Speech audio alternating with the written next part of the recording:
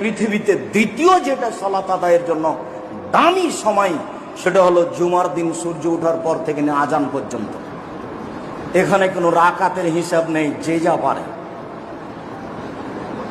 আজান হয়ে গেলে কেউ কারোর সাথে কথা বলতে পাবে না, কাঁধ ডিঙিয়ে কেউ সামনে আসতে পাবে না।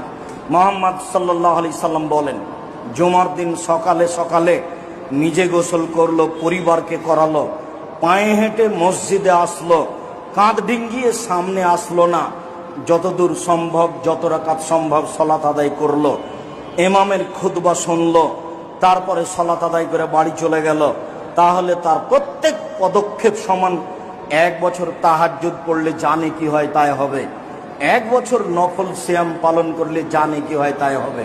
বুঝাতে পারিনি এখনো। প্রত্যেক পদক্ষেপ সমান। 1 বছর তাহাজ্জুদ, 1 বছর নফল রোজা। 1 বছর নফল রোজা রাখলে যত নেকি হবে, 1 বছর তাহাজ্জুদ পড়লে যত নেকি হবে, প্রত্যেক পদক্ষেপ সমান তত নেকি হবে। তার নাম জুমার দিন।